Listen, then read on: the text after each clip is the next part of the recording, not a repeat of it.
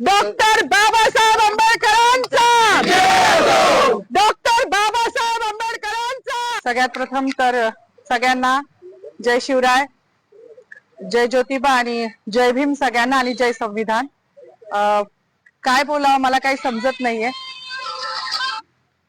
पण आज संविधान दिवस आहे हे सगळ्यांना माहिती आहे।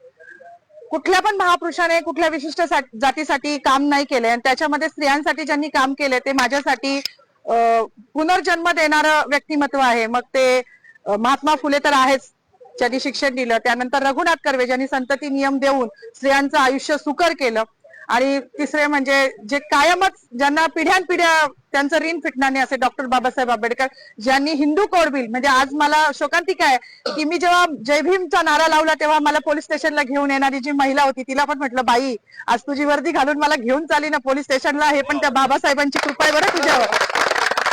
मला हसायला आलं, मी अजूनही आनंदी आहे, मला काही वाईट वाटत नाहीये। माझी नोकरी, माझं प्रमोशन मला काहीच कळत नाही, कारण माझ्या बाबासाहेबांनी हिंदू कोड बिलाचा जो राजीनामा दिला होता तो माझ्यासारख्या महिलांसाठी दिला होता।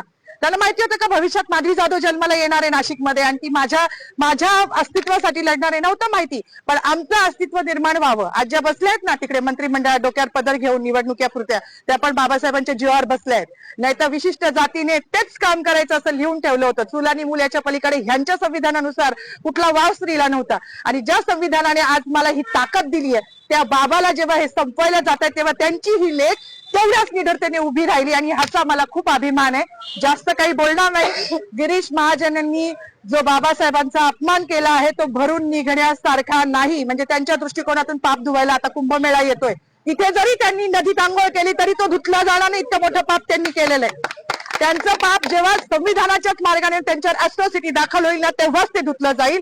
एवढीच माझी मागणी की त्यांच्यावर ॲट्रॉसिटी दाखल करावी, अन्यथा ह्याच ठिकाणी मी उपोषण चालू करणार आहे। केलंच आहे असं समजा जोपर्यंत त्यांच्यावर ॲट्रॉसिटी दाखल होत नाही। बाकी मला काही म्हणायचं नाही।